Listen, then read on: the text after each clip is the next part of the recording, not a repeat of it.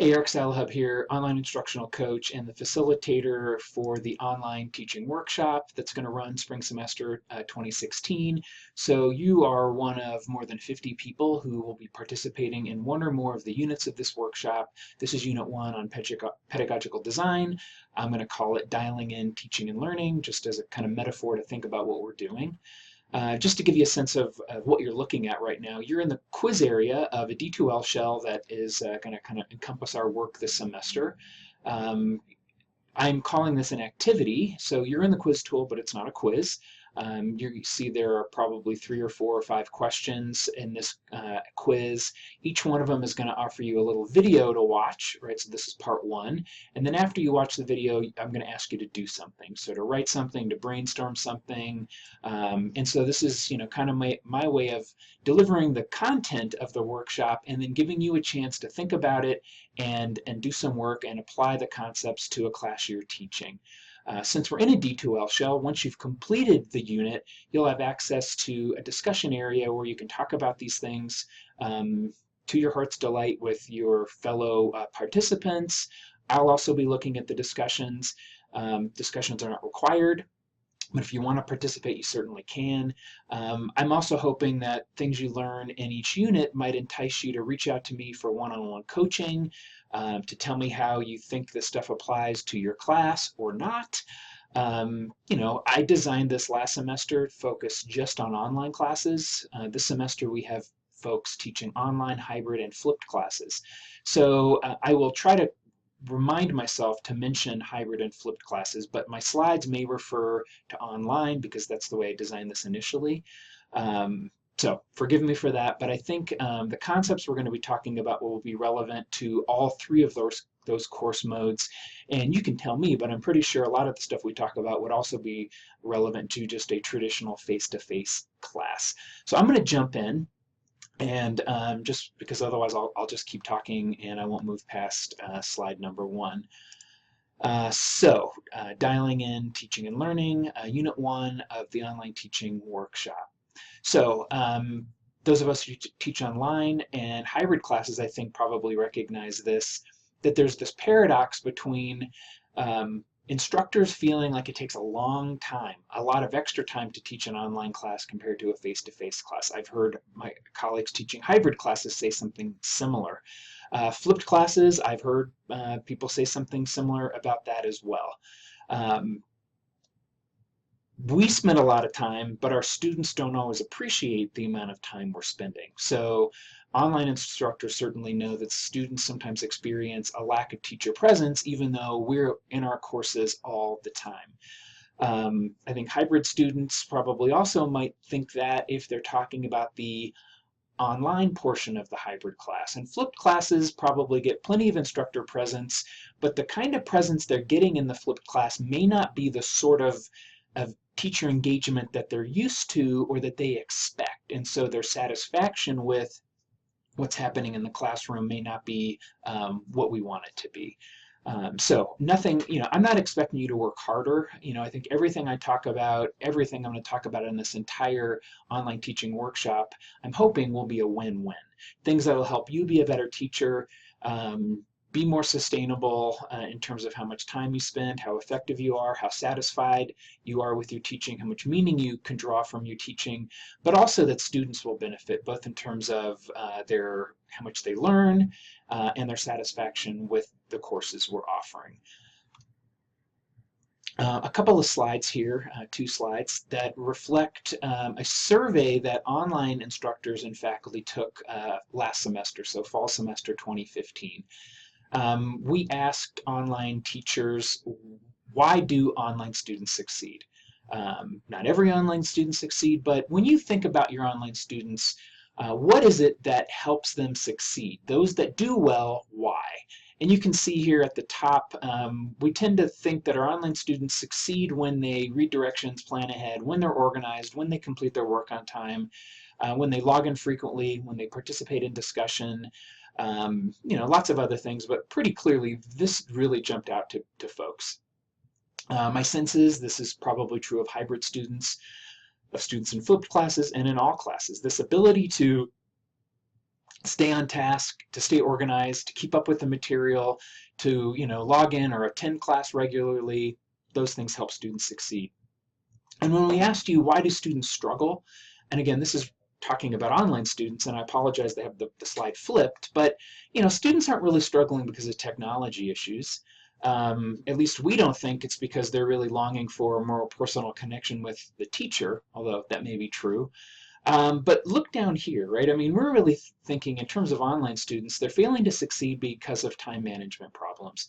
They're too busy, they have too many things going on with their life and with their work, they're not logging in frequently enough, they're not participating enough, they're falling behind, they're not reading the directions, they're not reading the lectures, they're not reading the textbooks, they're not doing their work, and even this, time on task. So if we could help students do this, they might become these students. And so I think these two questions really are the flip sides of a coin, right? Students are succeeding when they manage to keep up with the work, and students are struggling and failing in our classes when they're not doing what's expected. And again, maybe this isn't rocket science, but I just wanted to point out that I think we've self-identified some of the reasons that our students are struggling. And so this unit is really aimed at helping you and your students manage your time effectively, to know what to do each week, every day, over the course of a week, so you can be happy as a teacher, realizing that you've accomplished all your goals,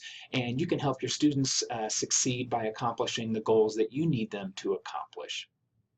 So I'm gonna offer some tips and tricks, but really what I hope this workshop, all 5 units, shows you is certainly my view of online teaching, of hybrid teaching, of teaching in general is that it's holistic, right? If we can help our students succeed, we will also succeed. And so it's not just about changing one thing in your class. I'm going to really ask you to think about the entire way you design your class, that you think about pedagogy.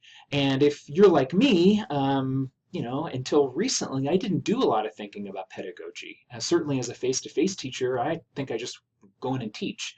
Anyway, I'm getting off on a tangent. I'm going to move on.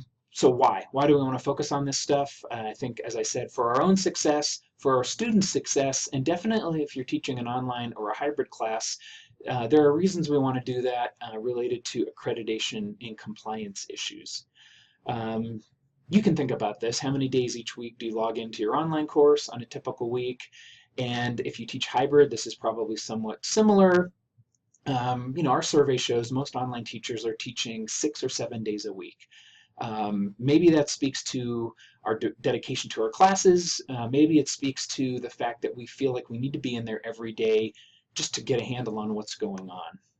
And I guess the reason I put this here is, again, I'm not suggesting that you work harder or spend more time in your class. If anything, I think some of the things we talk about in this unit might actually help you be more efficient and a better teacher. If I ask folks, and I have over the last 3.5 years, what do you love about online teaching? This would probably also be true of hybrid teachers.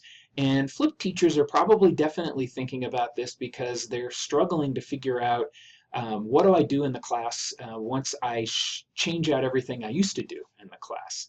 But you can see, what do we as online teachers want? We want the same thing as all teachers want. We want to watch students improve. We want to see them learn. We want to see them demonstrate skills. We want to make connections with students, and we want to be able to capture the teachable moment. What do we know about our online students? And I'll let you speculate or look up your own demographics in terms of how this relates to hybrid and flipped students. But if we talk about success rates, why they're taking our classes, and how they view course quality. Now, when it comes to online students, when we look at our online student population, many thousands of students, 5,000 or 6,000 students every semester taking online classes at Front Range, and who they are and what they do, we can say that we have improved student success in online learning over the last 5 years significantly, but the success rates in online classes compared to face-to-face classes is still a little bit lower. So we're working hard, we're getting better, students are getting better, but they're still not succeeding at the same rate. That's a problem we want to fix, and maybe some of the things we can do in terms of time management would help a student succeed. I think it's also true, and it might be worth thinking that our online students, and this is also true of hybrid students, they are not some distinct group. Um, Hybrid and online students aren't a distinct group that's different from our face-to-face students. They're not this group of tech-savvy students who have chosen online and hybrid classes because they know they learn better in that mode. These are students who are probably taking online or hybrid classes because they're busy, they need to take these classes in order to complete their certificate or their degree, they work, they have families, etc., etc. In the best of all possible worlds, these students would probably rather take face-to-face classes, but they're taking hybrid and online classes for logistical reasons. And I think that's just the reality. At least according to the research I've done, the most important thing to online students is an engaged teacher, right? And it probably makes sense. If they really want a face-to-face class, when they get in an online or a hybrid class, what they're looking for is that same sort of relationship with the teacher that they are used to in that face-to-face class.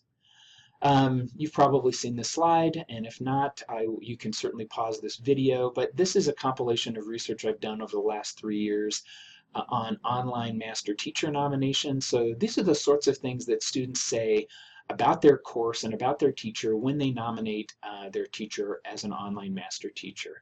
And pretty clearly up here, the most prominent things students are pointing out that they love about an online class is a teacher that's there for them, that cares about them, that makes that personal connection. So that's who our students are. Might be worth stopping for a moment just to think about this thing called the federal credit hour definition. This is how the federal government that allows us to offer financial aid to students, and also the Higher Learning Commission that does our accreditation, this is the definition they use when they think about what a credit hour means. So each credit hour of classroom, a credit hour equates to 1 hour of classroom or instructor-directed teaching and a minimum of 2 hours of out-of-class student work per week for a 15-week class. So I think we often think about this part of it, right? For every hour a student spends in class, we tell them to expect to spend 2 to 3 hours of class, 2 to 3 hours outside of class doing homework and reading and whatnot. Now, if you're teaching a regular face-to-face class, your contact hours that's this classroom teaching.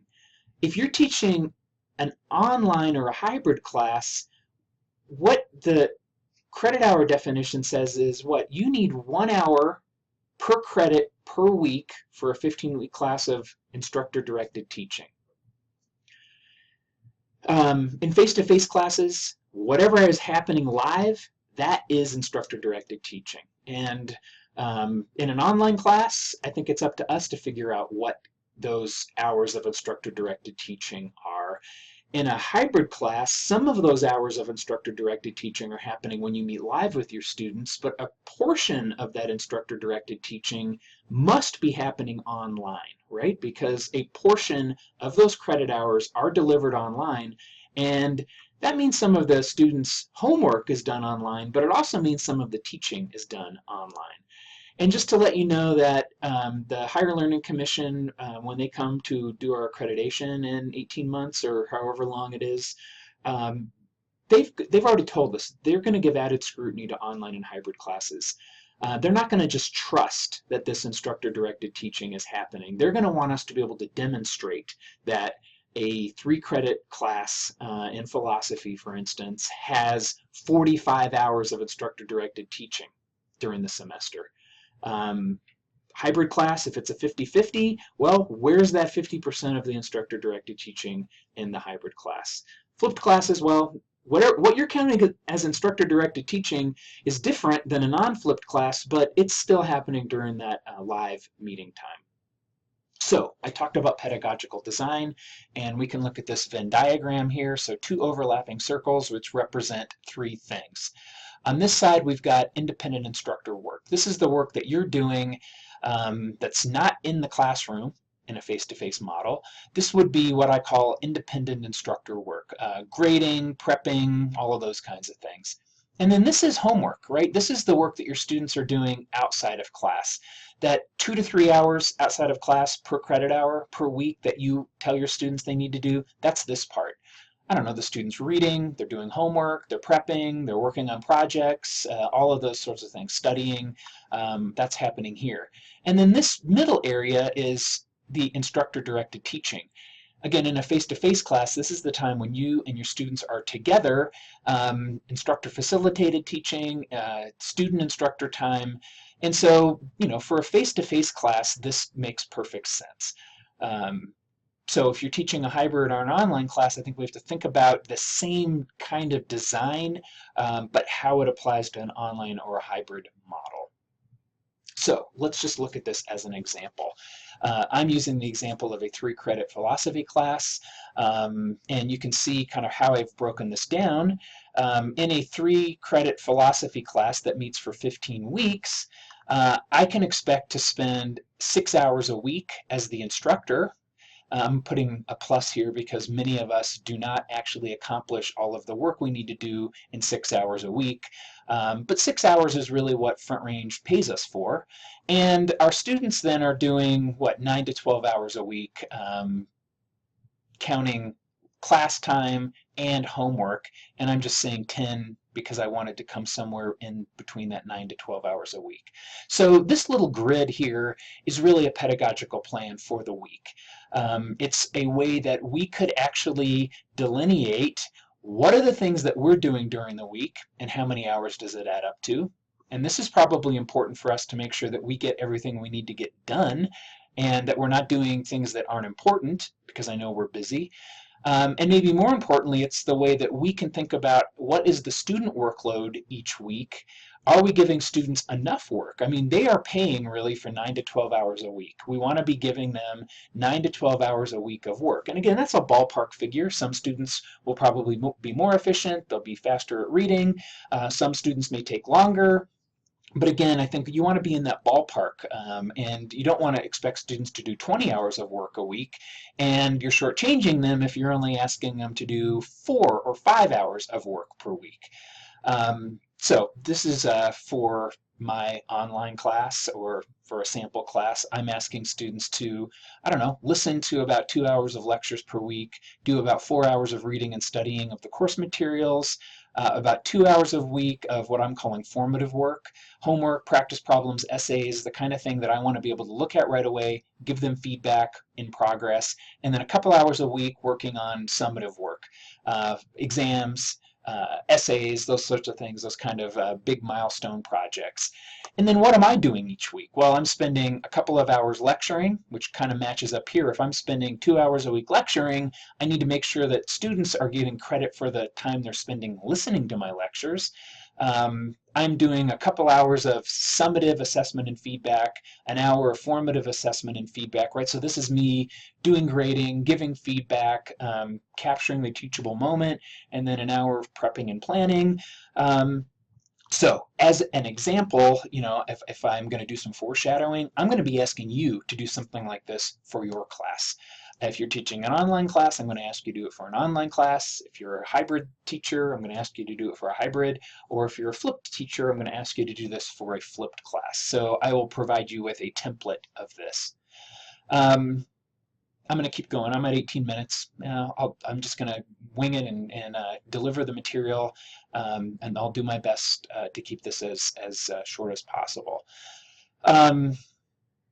So I've got another Venn diagram here, and again, this is the independent instructor work, this is the independent student work, and this is that area that's instructor-directed teaching.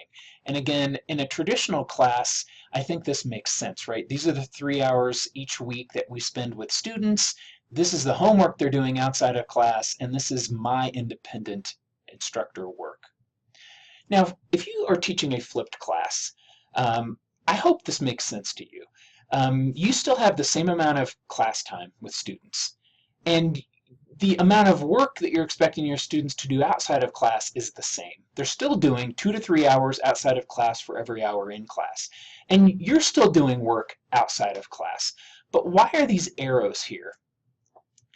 A flipped class is different from a traditional class. Why? Because you have, as the teacher, reallocated some of the things that you used to do independently and some of the things that the students used to do independently, and you've rotated those things and made them become part of this instructor-directed teaching. I was working with someone and they attended a presentation. I think it was Kathy Ryan, just name names here, and she was doing a hybrid class, and I think this is the way she, or excuse me, a flipped class. This is the way she defined a flipped class, and it's something that's really stuck with me. A flipped class is having students do homework in class and listen to lectures outside of class. Now, that is not what every flipped class is, but what I like about it is it really illustrates what's happening here. Instead of lecturing in class, right, I've rotated the lecture into homework, right? That used to happen here. It's still important. That content is still important. I'm just not spending class time doing it. I'm videotaping my lectures or writing them out or doing something else with the lecture. Now students are doing that outside of class. Well, they used to do problem sets for homework. But now, since I've added 2 or 3 hours of lectures to their homework, I can't just tack on more homework, right? I have to keep the student workload the same. So what happens? Well, instead of doing the homework at home, students are now doing the homework in class. Instead of grading the homework as an independent instructor activity, I'm probably watching the students do the work live. So a flipped class, then there are probably a dozen or 100 varieties of what a flipped class is. But what it means is you have intentionally redesigned your class, keeping the same learning outcomes, keeping the same number of hours, but you've reallocated what's happening here, which requires you to reallocate and redefine what the students are doing outside of the class and what you're doing outside of the class. So I love this flipped classroom model because I think it will offer insight into what hybrid and online teachers are doing. And if you're teaching a flipped class, thinking about what a hybrid or an online teacher does, I think can be helpful. So what's a hybrid class? Well, a hybrid class looks something like this, right? You're still doing 3 hours of independent instructor work, whatever that stuff is that you're doing outside of class. And your students are still doing homework or prepping or whatever they're doing. And you still have your 3 hours of instructor-directed teaching, but if you're teaching a 50-50 hybrid, a class that is 50% online and 50% face-to-face, then 1.5 hours of instructor-directed teaching is happening live, and 1.5 hours is happening in the online environment. And so I think this is one of the main struggles of hybrid classes. It's how do you define what this is? And I'll just tell you, I think one of the struggles with hybrid classes is to make sure that the online teaching is happening, right? A hybrid class has to be more than a robust homework site. I mean, students are going to be they're not doing this in class, right? So this 1.5 hours that they used to sit and listen to a lecture in class, they're going to be doing that work independently, right? They're going to be doing it or, in collaboration with other students, but not live. What does that look like? Where is that teaching that's happening in the online environment? And I think one of the struggles, one of the reasons hybrid classes can be difficult is how do these two parts complement each other, right? How does the online and the face-to-face aspect of the class synergize and complement? And what's an online class? Well, it looks like this, right? All of the teaching is happening online. All of this instructor-directed teaching is happening online. Independent student work is happening outside of class, and your work, independent work, is happening outside of class. So this model, I think, is really helpful because no matter what kind of class you're teaching, the learning outcomes are the same, right? I mean, one CC&S curriculum content guide, your learning goals are the same. You're always going to have independent instructor work. You're always going to have students doing work on their own. And every class must have this instructor-directed teaching. And let me reiterate, we need to do this for our accreditation. We also need to do it for students because they deserve to have a teacher for that full amount of teaching time. But as your coach, I think most importantly, the reason we need to focus on instructor-directed teaching is we need to make sure that we're doing the teaching. Otherwise, we become alienated. We become graders instead of teachers. And so, I've been teaching online for 20 years, and it's still a struggle to really think about, for me, how do I define my teaching in an online class? And how do I distinguish what I count as teaching from all of this other important work that I do online? If you're doing a flipped class, and I've talked to several people teaching flipped classes, I think the same sort of I don't know, reevaluation of what it means to be a teacher is happening. Because if you're like me, teaching used to mean lecturing or lecture discussion, where most of what I did in the class was show PowerPoints, lecture, try to generate class discussion. And if I decided to stop lecturing, right, if I were having my students watch the lecture outside of class, I have to redefine what my role is as a teacher, right? This 3 hours of teaching is probably still what I would consider the most important part of the class, but I'm no longer lecturing, and students are no longer sitting there listening to me lecture. So how do I redefine my role as a teacher? Am I now a facilitator of learning, or what? So I'm going to pause here, and I went 25 minutes, so I'm going to keep the rest of these sections short. So if you look down below, pause this video or stop it, and I'm going to ask you to do something in the little text box below this video.